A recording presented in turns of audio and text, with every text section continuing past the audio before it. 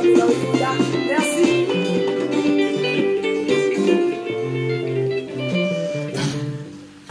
Shalom, shalom, bien-aimés dans les Seigneurs. Nous bénissons le Seigneur de gloire qui nous a encore donné l'opportunité en ce jour pour que nous puissions ensemble partager sa parole.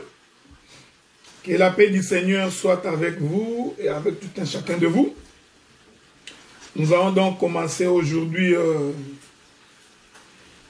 la 8e partie de notre intervention sur le ministère. Et nous espérons que le Seigneur nous fera grâce pour que nous puissions saisir ces choses. Il est possible qu'aujourd'hui, que nous soyons beaucoup plus dans la révélation, que nous soyons beaucoup plus sur la partie spirituelle des Écritures. Que le Seigneur vous bénisse. Nous allons très vite prendre les Écritures. Nous prenons Exode chapitre 28. Exode chapitre 28. Je profite de l'occasion pour saluer tous les bien-aimés frères et sœurs saints de l'église de Gatineau, Ottawa. Et mes bien-aimés de l'église de Montréal également, nous vous saluons. Que Dieu vous bénisse. Donc, Exode chapitre 28. Je vais donc devoir commencer à partir du verset 40. Nous lirons ensemble avec vous. La Bible dit ceci. Non, laissez-moi commencer par le verset 39. Tu feras la tunique de fin lin. Tu feras une tiare de fin lin. Tu feras une ceinture brodée. Pour les fils d'Aaron, tu feras des tuniques. Tu leur feras des ceintures, tu leur feras des bonnets pour marquer leur unité et pour leur servir de parure. Tu en revêtiras Aaron, ton frère et ses fils avec lui. Tu les oindras, tu les consacreras, tu les sanctifieras, ils seront à mon service dans les sacerdoces. Verset 42, il est écrit, la Bible dit, fais-leur des caleçons de lin pour couvrir leur nudité. Ils iront depuis les reins jusqu'aux cuisses. Verset 43 pour finir. Aaron et ses fils les porteront quand ils entreront dans la tente d'assignation ou quand ils s'approcheront de l'autel pour faire le service dans les sanctuaires. Ainsi, ils ne se rendront point coupables et ne mourront point. C'est une loi perpétuelle pour Aaron et pour ses descendants après lui. Que le Seigneur bénisse la lecture des Écritures, mais beaucoup plus l'explication et l'interprétation de l'Écriture. Parce qu'une Écriture sans explication et sans interprétation est certainement la mort pour le peuple. Voilà pourquoi il ne suffit pas de lire l'Écriture. Il ne suffit pas de dire qu'il est écrit. Parce que le diable a dit à Jésus, il est écrit. Jésus aussi a répliqué, il est écrit. Donc nous comprenons que le ministère, ce n'est pas seulement dire qu'il est écrit.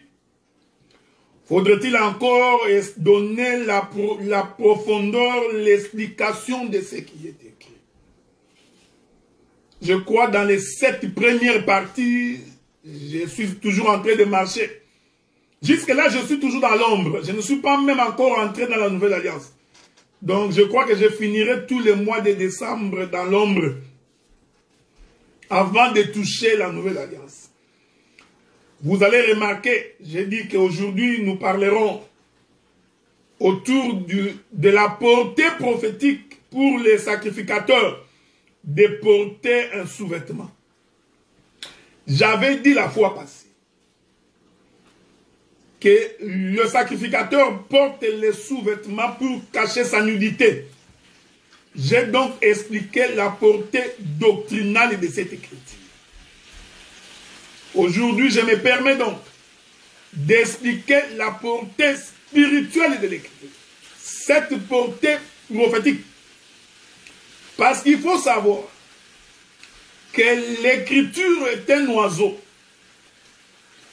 Et le Seigneur a créé les oiseaux avec deux ailes pour leur permettre de voler.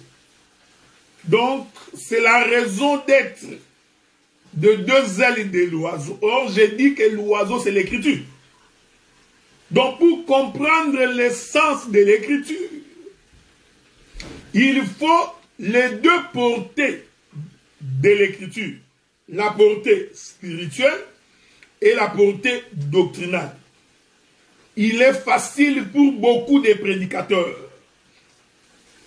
d'expliquer la portée doctrinale de l'écriture. Mais beaucoup ont des difficultés pour expliquer la portée spirituelle de l'écriture. Voilà pourquoi, avant d'expliquer la portée doctrinale, il faut premièrement que tu sois capable d'expliquer la portée spirituelle. Parce que c'est le ciel qui nourrit la terre. Est-ce que vous comprenez ce que nous disons? C'est le ciel qui nourrit la terre. Sans le ciel, la terre ne peut pas être nourrie. Voilà pourquoi au commencement, Dieu crée premièrement les cieux. Est-ce qu'on peut lire cette écriture-là? Les livres de Genèse. Genèse. Chapitre 1er, le premier verset. Il est écrit: au commencement, Dieu créa les cieux et la terre. Dieu crée en premier le ciel, ensuite il vient créer la terre. Il y a un pourquoi. Dieu a commencé par créer les cieux en premier parce que c'est le ciel qui doit nourrir la terre. Sans le ciel, la terre ne peut pas être nourrie. Est-ce que vous comprenez? C'est comme ça que vous allez constater. Je vais lire avec vous. Prenons Genèse chapitre 1er. Je vais lire avec vous le 14e verset. Dieu dit qu'il y ait des luminaires dans l'étendue du ciel pour séparer les jours d'avec la nuit et que ce soit les signes pour marquer les époques, les jours et les années. Qu'ils servent de luminaires dans l'étendue du ciel pour éclairer la terre, et cela fut ainsi. Donc, Dieu crée les cieux et la terre. Ensuite, Dieu vient habiller les cieux. J'aime ces choses. Donc, l'Éternel a habillé les cieux. Il crée d'abord les cieux. Ensuite, il vient donner un vêtement aux cieux. Le vêtement qu'il va donner aux cieux, c'est le soleil, la lune et les étoiles. Est-ce que vous comprenez ce que nous disons? La lune, le soleil et les étoiles. Pourquoi Dieu a-t-il habillé le ciel? J'aime ces choses. Dieu habille les cieux afin que la terre également à son tour soit habillée. Est-ce que quelqu'un me comprend? Je suis en train de sentir cette présence de l'Esprit pendant que je suis en train de vous parler. Voilà pourquoi je voudrais que le Saint-Esprit te touche à cet instant et que le Seigneur écoute les vœux de ton cœur. Écoutez, frère. Le Seigneur va d'abord habiller les cieux. Et les cieux s'habillent du soleil, de la lune et des étoiles. L'écriture que nous avons lue dit ceci. Afin que la terre soit éclairée, le ciel doit être habillé. Donc, si le ciel n'est pas habillé, la terre ne peut pas être habillée. C'est pourquoi, avant l'apparition du soleil, de la lune et des étoiles, aucun arbuste des champs, j'aime ces choses, aucun arbre, aucune semence ne pouvait germer de la terre. Parce que la germination de la terre doit dépendre de la position des cieux. Est-ce que vous comprenez? Je suis en train de faire la climatologie. C'est pourquoi il est écrit dans le verset 10 du premier chapitre de Genèse, Dieu appela le sec terre. Voyez-vous, le sec terre. Il n'y avait rien, absolument rien. J'aime ces choses, j'aime ces choses. Il appela la mer des eaux. Mais Dieu vit que cela était bon. Puis Dieu dit que la terre produise de la verdure, que de l'herbe portant de la semence des arbres fruitiers donne du fruit selon leur espèce ayant en eux leur semence sur la terre et cela fut ainsi. Attention, jusque-là, la terre n'avait pas produit. Ça, c'est une parole prophétique. Est-ce que vous comprenez? Donc, quand vous lisez, j'aime la Bible, regardez, regardez. Le verset 12 vous dit ceci. La terre produisit de la verdure. Un théologien va nous dire, la terre produisit de la verdure, de l'herbe portant de la semence selon son espèce, de l'arbre donnant du fruit, et en eux leur semence selon leur espèce. Dieu vit que cela était bon. Ainsi, hier soir, hier matin, ce fut le 3e jour. Attention, ça c'est un prophète qui parle. C'est pourquoi je vous ai toujours dit que quand tu répètes noir sur blanc, tu vas mourir. Tu mourras certainement d'une mort apaisée. Je t'informe que le 3e jour, quand la terre est sortie des eaux, elle n'avait rien produit. Quand Dieu parle ici, il parle en prophétie. Je vais te trouver une écriture. Laissez-moi te trouver une écriture parce que quand je parle comme ça, tu auras des difficultés pour comprendre. Disons, je suis en train de chercher l'écriture. Elle est où l'écriture? Pour te permettre de voir, il faut que je trouve l'écriture. Toujours dans les livres de Genèse. Prenez les livres de Genèse chapitre 2. Toi qui es de la maison, prends les Genèse chapitre 2. Je lis avec vous le 4e verset. Le 4e verset, il est écrit. Voici les origines des cieux et de la terre quand ils furent créés. Avez-vous remarqué? C'est pourquoi quand tu es entré, je vous ai toujours dit que quand tu lis les livres de Genèse, c'est un prophète qui parle. Et le prophète, lui, il n'aligne pas les choses selon vous. Il n'est pas en train d'aligner les choses chronologiquement, non. Le prophète, il parle dans sa folie de la prophétie. Voyez-vous, c'est comme un animal qui a été éclaboussé par une auto, dont les morceaux de viande sont éparpillés. Donc, le ministère, c'est cette capacité que Dieu a donnée à certains de racoler les morceaux de viande séparés. Donc, les morceaux de viande séparés, nous comprenons que c'est le corps de Jacob. C'est ça les Écritures. Donc, le ministre, il est en train de raccorder les morceaux pour que la forme soit dégagée. C'est pourquoi j'ai dit, au 3e jour de la création, chapitre 1er, la terre n'avait rien produit. Quand le prophète parle, il a parlé dans la prophétie. Parce que la terre ne pouvait pas produire tant que le soleil n'est pas encore suspendu au ciel. C'est pourquoi nous lisons maintenant Genèse chapitre 2. La Bible dit. Voici les origines des cieux et de la terre quand ils furent créés. Je suis au chapitre 2, verset 4. Lorsque l'Éternel Dieu fit une terre et des cieux, aucun arbuste des champs n'était encore sur la terre. Aucune herbe des champs ne germait encore. Car l'Éternel Dieu n'avait pas fait pleuvoir sur la terre. Ok, nous nous mettons d'accord. Et il n'y avait point d'homme pour cultiver le sol. Ah, que j'aime ces choses, que j'adore Dieu. Est-ce que vous comprenez? Or, quand vous lisez votre texte noir sur blanc, au 3e jour, l'homme n'était pas encore créé. Donc, comme l'homme n'était pas encore créé, la terre ne pouvait pas produire. Ici, je parle aux fils des prophètes. Je parle aux aigles. En réalité, frère, la terre a produit de la verdure au 6e jour. Ça là, j'ai fermé. Je te donne un devoir à domicile. En réalité, la terre a produit la verdure le 3e jour, le 6e jour. Parce que pour qu'il y ait de la verdure, il faut que l'homme cultive la terre. S'il n'y a pas l'homme, la terre... Est-ce que je peux t'exhorter? Est-ce que je peux... C'est pourquoi j'ai dit, sans risque d'être contredit, depuis la création jusqu'à l'apparition de Jésus, aucune terre n'avait produit de la semence. Aucune. Des genèses de la création. Parce que l'homme qui vient cultiver la terre, frère, c'est le Seigneur Jésus-Christ. Si lui n'est pas là, la terre ne peut pas produire. C'est pourquoi Paul disait, j'appuie tout par celui qui me fortifie. Tout ce que je fais, je ne le fais pas par moi-même. C'est Christ qui vit en moi. Donc, je n'ai aucune capacité, aucune puissance de faire quelque chose par moi-même. Que puis-je faire? Que puis-je donner que je n'ai reçu de Dieu? Donc nous comprenons, avant que Jésus ne vienne, aucune terre n'avait produit.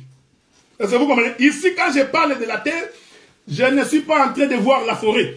Je suis en train de parler des hommes. Or, les hommes constituent la terre qui doit produire. Voilà pourquoi nous disons, dans l'évangile, nous prêchons pour que l'homme puisse produire les fruits dignes de la repentance. Je t'exhorte. Un chrétien ne peut pas être un homme rancunier. Un chrétien ne peut pas être un homme voleur. Il ne peut pas être envieux, avoir de la haine, développer la haine vis-à-vis de sa soeur ou de son frère. Un chrétien, nous comprenons qu'un tel homme, c'est une terre sèche dont la main de Dieu n'a pas encore touché. Donc l'homme n'est pas passé par là. C'est pourquoi le psalmiste dit, je n'ai jamais vu un homme rencontrer le Seigneur, demeurer tel qu'il était vu. Non, parce qu'il appartient à l'homme de cultiver la terre. L'homme qui cultive la terre ici, c'est Adam. Et nous comprenons que la terre ici, ce sont les hommes. Donc Adam, c'est l'image de Jésus. C'est pourquoi je t'informe. Vous voyez frère, hein? Vous voyez ministère? Je t'informe parce que tu n'as pas les yeux pour voir les prophéties dans Genèse. En réalité, la terre n'avait rien produit. Jusqu'à ce que l'homme est entré dans les jardins. Et quand l'homme entre, je vous avais dit, supportez-moi. Supportez-moi un tout petit peu. Hein? Supportez-moi un peu, frère.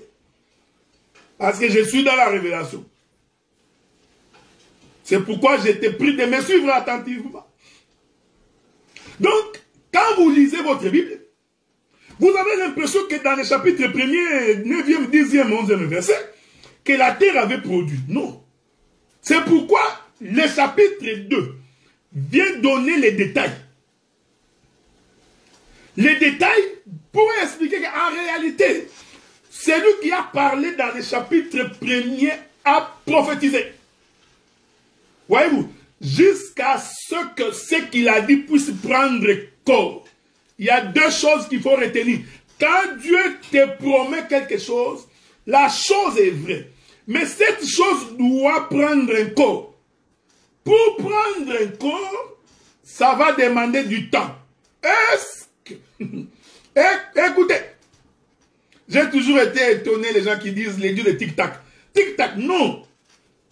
Dieu est celui qui dit. Et la chose s'accomplit. Quand on dit que la chose s'accomplit, il y a ici un lapsus de temps. C'est-à-dire, il y a un moment, un temps prophétique. Je vais bien t'expliquer ces choses. Donc, quand Dieu dit que la terre produise, c'est un prophète qui a parlé. Quand le prophète parle, les paroles du prophète voyagent. C'est la raison pour laquelle on a créé les cieux. Pour marquer dans les cieux. On crée les cieux, on habille les cieux. Pourquoi a-t-on habillé les cieux? Je vous ai donné l'écriture. C'est pour marquer les années, les époques et les jours. Donc, le ciel, c'est pour déterminer les temps. Sans le soleil. J'aime ces choses. Non. J'aime ça bien. Donc, sans le soleil, on ne peut même pas parler du temps. C'est pourquoi, frère, quand vous croyez en ce Dieu qui a placé la foi en nous, ce n'est pas pour rien qu'il vous a demandé d'être persévérant et d'être patient. La patience et la persévérance qui sont les fruits de l'esprit répondent à la logique de la création. Dieu dit, il détermine les temps. C'est pourquoi la Bible dit qu'il est le maître des temps et le maître des circonstances. Donc quand il dit quelque chose, ce n'est pas un féticheur. Dieu détermine que la chose va arriver. Pourquoi? Parce qu'il y a un lapsus de temps. Ici, je laisse le temps au pasteur pour nous expliquer les pourquoi de la patience, de la persévérance. Pourquoi Dieu voudrait voir que ses enfants sont attachés à lui, pas à cause des choses matérielles, mais à cause de l'espérance qu'ils ont dans ce que Dieu a dit. Est-ce que vous comprenez? Donc, Dieu dit, la parole voyage. Pourquoi la parole est en train de voyager? La parole voyage pour aller prendre corps. C'est pourquoi la Bible dit qu'un jour, Jésus rencontre un homme qui était aveugle. Et pour guérir cet homme, Jésus crache, nous disons. Le crachat de Jésus a voyagé. Est-ce que vous comprenez ce que nous disons? Hein? Donc, le crachat de Jésus voyage de sa bouche vers la terre. Et quand le crachat de Jésus arrive sur la terre, Jésus va mélanger son crachat avec la poussière pour former la boue. En réalité, la parole porte un corps. Hein? Donc, la prophétie, ce que Dieu a dit, se réalise. Est-ce que vous comprenez? C'est ici que nous comprenons l'écriture qui dit le Seigneur est derrière sa parole pour l'accomplir. L'accomplissement de ce Seigneur qui est derrière la parole, c'est pour dire que ce qu'il a dit va arriver. Il dit à Habakkuk, tiens-toi là, attends la prophétie. Même si elle tarde, elle s'accomplira. Et elle s'accomplira certainement. Est-ce que vous comprenez ce que nous disons? Comprenez ce que nous avons fait. Donc, Genèse chapitre 2 dit ceci. Lorsque l'Éternel, Dieu, fit une terre et des cieux, aucun arbuste des champs. Je vous ai dit l'écriture. Maintenant, écoutez frère, pour que la terre puisse produire, la Bible dit, une vapeur s'élève de la terre et arrose toute la surface du sol. Or, frère, pour que la vapeur s'élève, il faut que le soleil frappe les eaux. Donc, s'il n'y a pas de cieux, si Dieu n'avait pas habillé les cieux, si le soleil n'était pas aux cieux, la terre ne pouvait pas être habillée. Donc, le Seigneur habille premièrement les cieux afin de permettre à la terre aussi d'être habillée. Voilà pourquoi quand nous prêchons l'évangile, nous prêchons spécialement, spécifiquement, primordialement pour que le ciel soit d'abord habillé. Nous vous prêchons d'abord les choses du royaume. Parce que nous croyons qu'une fois que tu as compris les cieux, vous savez frère, il y a beaucoup de gens qui prient, mais qui ne comprennent pas pourquoi ils prient. Vous trouverez des frères qui négligent l'œuvre de Dieu. Des frères qui passent du temps dans des coopérations, dans des arrangements, négligeant le temps de s'approcher de l'Éternel. Non, parce que tu n'as pas compris. La terre ne peut pas être habillée si le ciel n'est pas créé en premier. C'est pourquoi nous disons, le Genèse chapitre 1er, verset 8, 9 ou 10, c'est un verset boa. Donc c'est une clé. C'est un verset fermé. Donc en réalité, la terre n'avait rien produit. C'était le prophète qui parlait. Donc pour que la terre produise, il faut que le ciel d'abord. Le ciel d'abord. Et que le ciel soit habillé. L'habillement des cieux, c'est le soleil, la lune et les étoiles. Ce n'est pas l'objet de ma prédication, mais il faut que je passe par là. Parce que c'est le chemin obligé pour me retrouver à la bifurcation. Les cieux est habillé, un, pour que la terre produise. Il est habillé, deux, pour que la terre soit éclairée. J'aime ça. Voici les deux raisons pour lesquelles les cieux sont habillés. Le ciel est habillé. Deux raisons. La première, pour que la terre produise. Deux, pour que la terre soit éclairée. Donc nous comprenons.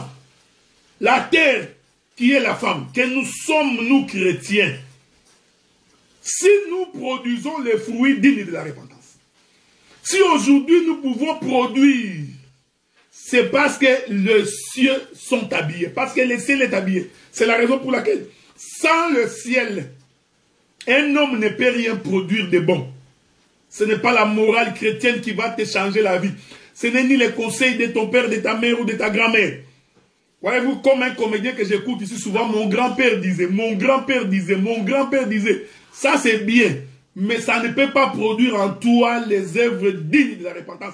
les œuvres qui produisent de la sémence digne, c'est lorsque le ciel est habillé. Donc ici, je n'ai pas le temps de t'expliquer la photosynthèse. Ok?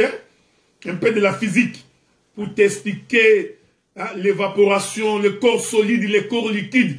Tout ça, c'est à cause du soleil. Donc si aujourd'hui nous mangeons, nous vivons, si nous respirons, pour qu'il y ait de l'oxygène, il faut que les arbres produisent par la photosynthèse l'oxygène qui nous permet de respirer. Or, la photosynthèse n'est pas possible s'il n'y a pas le soleil. Vous pouvez faire. Donc, ce que Dieu a créé, Dieu a expliqué les choses du royaume. Un prédicateur ne peut pas se mettre ici pour commencer à nous expliquer. Tu vois, bien aimé, la photosynthèse, c'est lorsque le soleil frappe la terre et que les arbres commencent à dégager de l'oxygène. C'est bon. Tu n'as rien dit. Il faut expliquer quelle était la pensée de Dieu quand il a dit ces choses. La pensée, c'est que Dieu voulait dire que lui, il est le soleil. C'est pourquoi Jésus dit, est-ce qu'on peut dire ça? Disons, c'est pas de ma faute. C'est la faute de celui qui nous a fait grâce de comprendre ces choses. Prenons le livre des Jean. Jean chapitre 1er. La Bible dit ceci. Au commencement était la parole. La parole était avec Dieu. Et la parole était Dieu. Je commence. Au commencement était la parole. La parole était avec Dieu. Et la parole était Dieu. Elle était au commencement avec Dieu. Toutes choses ont été faites par elle. Et rien de ce qui n'a été fait sans elle. Si vous lisez, vous continuez. Je vais aller plus vite pour vous, hein, juste pour vous amener à comprendre ces choses. Allons très vite. La Bible dit ceci. Verset 9. Cette lumière, donc, elle n'était pas la lumière, mais elle est parue pour rendre témoignage à la lumière. Cette lumière était la véritable lumière qui, en venant dans le monde, éclaire tout homme. Donc, ici, l'Écriture nous atteste que Jésus est la lumière du monde. Est-ce que vous comprenez? Oh, c'est le soleil qui éclaire la terre. Donc, Dieu, en plaçant le soleil en haut, c'était pour expliquer que la véritable église de Jésus, la véritable épouse de Jésus, doit donc être éclairée par Jésus-Christ. Premier élément. C'est pourquoi nous marchons des ténèbres à la lumière. Quand la parole arrive chez toi, cette parole doit éclairer ta vie. Elle doit chasser les ténèbres. Il n'y a pas autre chose. C'est ça. La présence de la parole, c'est juste pour que les ténèbres soient chassées. Que la vie du péché soit chassée. Qu'il disparaisse. Est-ce que vous comprenez ce que nous disons? Ça c'est de deux. Le ciel est habillé afin que la terre aussi puisse produire. Voilà pourquoi j'ai dit, tu ne peux pas produire une bonne œuvre sans préalablement écouter la parole. Est-ce que vous comprenez ce que nous disons? Si tu n'écoutes pas la parole, c'est pourquoi j'ai dit, si tu n'écoutes pas le message, tu n'écoutes pas la prédication, tu n'écoutes pas l'enseignement, tu n'écoutes pas la voix de Dieu, il est impossible pour toi de changer de vie. En d'autres termes, tu ne peux pas rencontrer le Seigneur. Quelqu'un ne peut pas rencontrer le Seigneur parce qu'il fait la méditation. Tu ne peux pas rencontrer le Seigneur parce que tu lis la Bible. Non. Je suis en train de lire la Bible. J'ai pris Dieu. Pendant que j'ai lu ma Bible, j'ai pris Dieu. Et Dieu me parle. C'est faux. Dieu ne parle pas comme ça. Ça, c'est vraiment ne pas comprendre les choses de Dieu. Tu ne peux pas, toi, lire la Bible et Dieu te parler. Non. Dieu pour parler. Je vais expliquer ces choses. Je vous avais dit la fois passée. C'est dans la bouche du sacrificateur que nous trouvons la sagesse de Dieu. Donc, si Dieu doit te parler, il doit te parler par la bouche du sacrificateur. Il doit te parler par la bouche du ministre. Donc, nous, les prédicateurs, c'est par nous que Dieu vous parle. Il n'y a pas de solution. Ce n'est pas toi-même en lisant la Bible que Dieu va te parler. Non. C'est au travers. Dieu ne change pas. Je vais vous donner. Ce n'est pas moi. Hein, ce sont les Écritures. Il est possible que tu sois tombé sur un faux prédicateur. C'est pourquoi tu es en colère. Il est possible que tu aies rencontré un faux pasteur, un faux docteur. C'est pourquoi tu es en colère contre nous tous. Non, nous t'informons que les vrais existent. Et nous nous comptons parmi les vrais.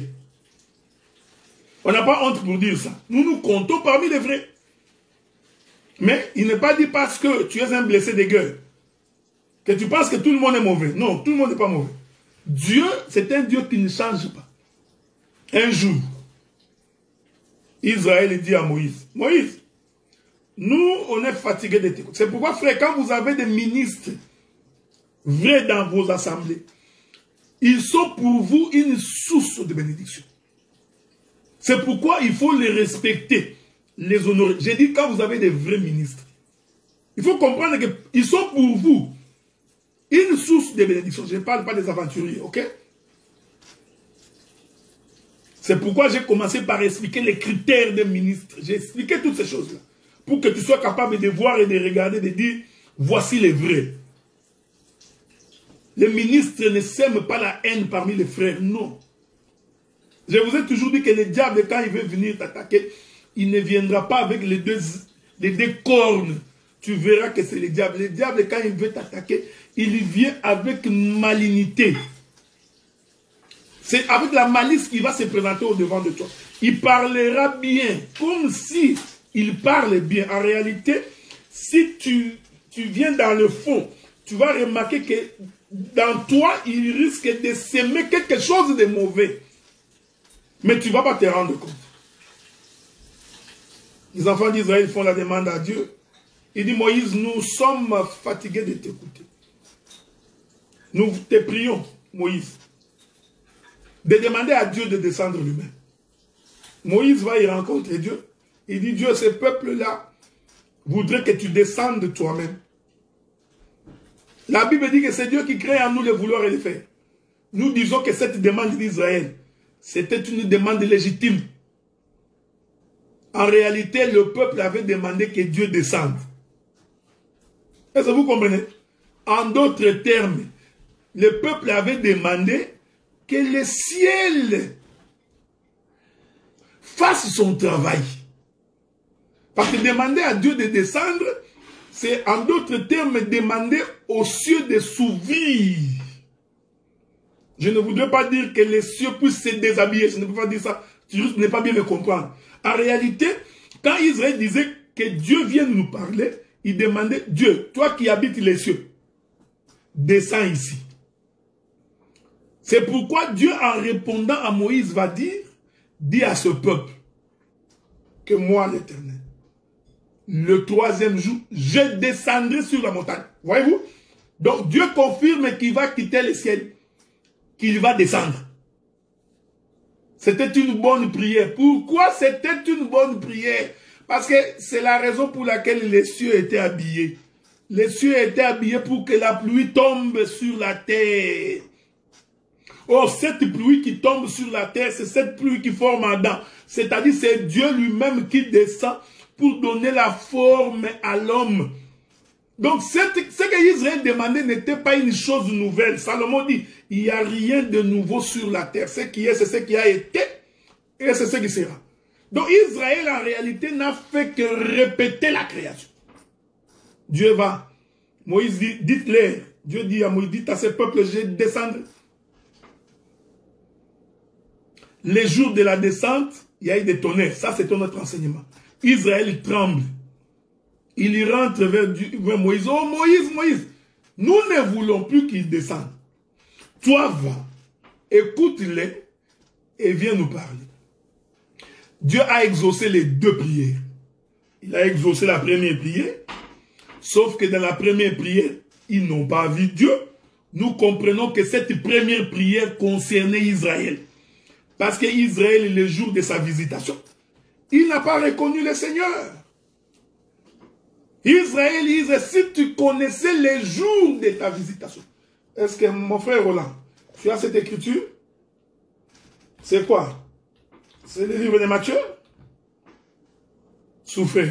Je ne sais pas si je trouverai cette écriture-là. Sinon, je pourrais aller chercher ça plus tard. Il y a Donc Israël n'a pas reconnu le jour de la visitation de Dieu. Dieu, bon, on peut prendre le livre de Matthieu. Là, au moins, ça va être plus facile pour vous. Hein? Ça va être plus clair. Hein? Donc, mon bien-aimé Roland. Bon, prenons d'abord Matthieu. Matthieu chapitre 23, verset 37. Matthieu chapitre 23, verset 37. La Bible dit, Jérusalem, Jérusalem, qui tue les prophètes et qui lapide ceux qui te sont envoyés. Combien de fois ai-je voulu te rassembler tes enfants comme une poule rassemble ses poussins sous ses ailes? Vous ne l'avez pas voulu. Voyez-vous, frère? J'aime la Bible. Écoutez, écoutez. Jésus dit, moi, Israël, Jérusalem, moi, j'ai voulu te rassembler. Est-ce que vous comprenez ce que nous disons? J'ai voulu te rassembler. Est-ce que vous voyez le corps d'Adam? En fait, Jésus voulait répéter la création d'Adam. Parce qu'au commencement, la Bible dit, Dieu rassembla la poussière de la terre. Donc, celui qui rassemble, c'est Dieu, selon le livre de Genèse. Donc, le rassemblement, le travail du rassemblement, c'est la spécificité de Dieu. C'est lui le premier qui a procédé au rassemblement. Il rassemble la poussière de la terre. Hein? Maintenant, Jésus vient dans Matthieu, il répète la même chose. Israël, j'ai voulu te rassembler. Il est dit, mais vous n'avez pas compris. J'ai voulu créer un homme. Vous appelez au rassemblement. Écoutez l'évangile. Oh, le rassemblement n'est possible que si la pluie tombe des cieux. Est-ce que vous comprenez? S'il n'y a pas de cieux, point de rassemblement. Ah, j'aime ces choses. Ah, ça va bien, je me sens bien. Donc, s'il n'y a pas les cieux, il n'y a point de rassemblement. Voyez-vous? Parce que pour qu'il y ait rassemblement, il faut que la pluie tombe. En d'autres termes, Jésus leur disait, je suis la pluie. Je suis descendu pour vous rassembler. Est-ce que vous comprenez ça? Je suis descendu pour vous. Mais vous, Israël, vous avez refusé. Est-ce que vous comprenez ça? Donc, la première demande qu'Israël faisait, c'était en fait de demander Dieu de descendre. En d'autres termes, que la pluie tombe. Et je vous ai dit que la pluie ne peut pas tomber si le ciel n'est pas habillé. Parce que c'est le soleil qui est à la base de la pluie. Est-ce que vous comprenez ça, frère? Donc, sans le soleil, il n'y a pas de pluie. Très important. Luc chapitre 19, verset 44. Bien-aimé Roland, j'ai toujours adoré mon frère. Luc chapitre 19, verset 44. La Bible dit ceci. Ah, j'aime ça. Ils te détruiront, toi, tes enfants, au milieu de toi. Ils ne te laisseront pas en toi, pierre sur pierre, parce que tu n'as pas connu le temps où tu as été visité. Le jour où Jésus visite Israël, Israël n'a pas discerné que c'était Dieu lui-même qui était descendu. Donc nous comprenons que c'est pourquoi nous disons que Jésus est Dieu. Parce qu'il n'y a que Dieu qui rassemble. Mais Jésus dit à Israël que j'ai voulu te rassembler.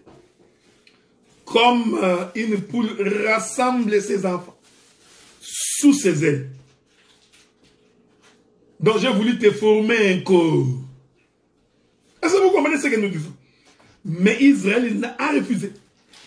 Mais maintenant, quand ils ont fait la deuxième demande, ils ont dit, Moïse, maintenant nous ne voulons plus que Dieu descende.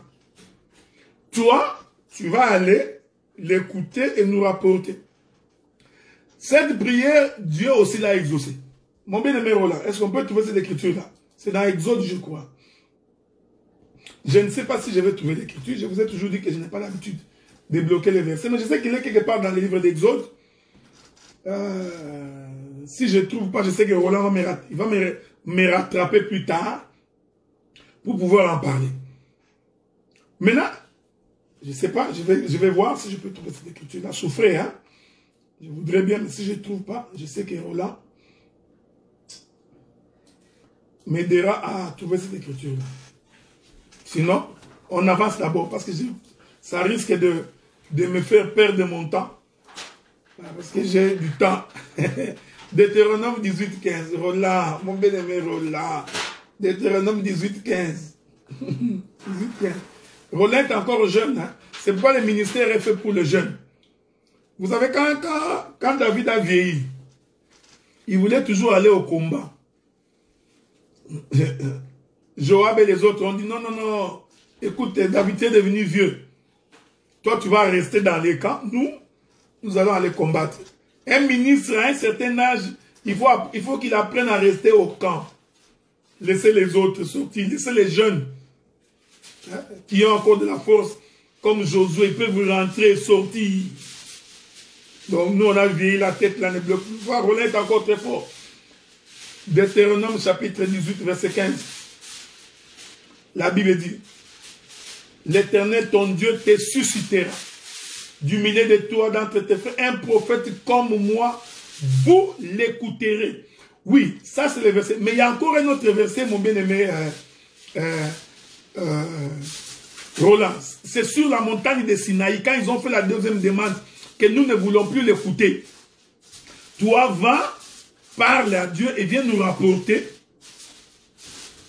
Dieu dit, ok, désormais, si je parlerai à ce peuple, c'est au travers d'un homme que je lui parlerai. C'est cette écriture-là que je cherche. Je sais qu'il existe.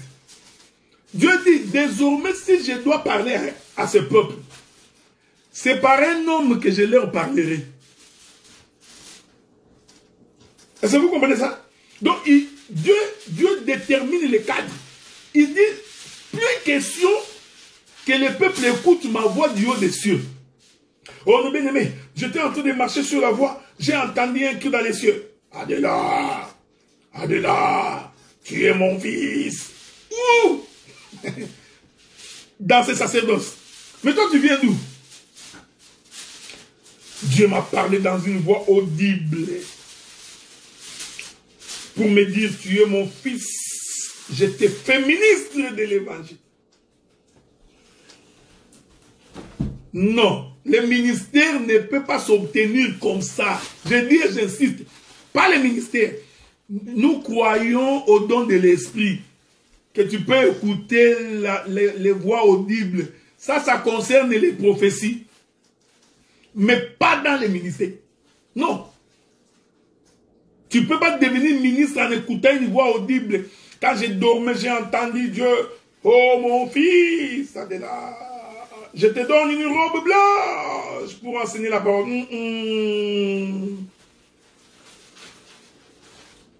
Dieu dit, si je parlerai à ce peuple, c'est cette écriture-là, je sais qu'il y en a. C'est par un homme, c'est au travers de l'homme que je leur parlerai.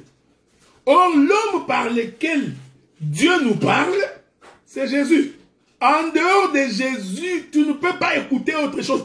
Voilà pourquoi nous disons aux prédicateurs, quand tu prêches l'évangile, rassure-toi que ce que tu dis, c'est ce que Jésus a dit. Est-ce que vous comprenez? Donc ne viens pas nous dire des choses qui montent dans ton esprit et que le Saint-Esprit, ton Saint-Esprit t'a soufflé. Non. Aujourd'hui, la Bible dit que dans les temps anciens, il nous a parlé par les prophètes. Ce sont des hommes. Aujourd'hui, il nous parle par les fils. Et nous disons les fils ici, c'est la parole.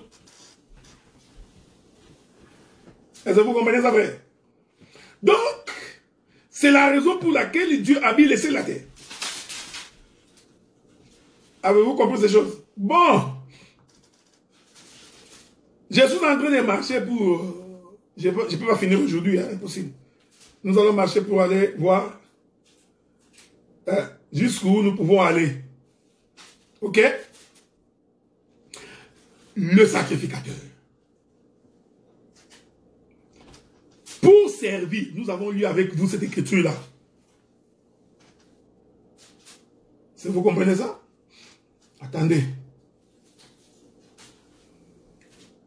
Les sacrificateurs. Je vais répéter cette écriture-là pour votre meilleure compréhension. Pour que tu ne puisses pas te perdre. Je veux que tu me suives attentivement parce que je t'ai dit que je suis dans la révélation aujourd'hui. Donc je ne voudrais pas que tu puisses te perdre. Ok? C'est très important. Prenons. Je te répète l'écriture que nous avons lue. Mais je prends ça ailleurs. Je prends Lévitique chapitre 6 verset 10. Il est écrit. Le sacrificateur revêtira sa tunique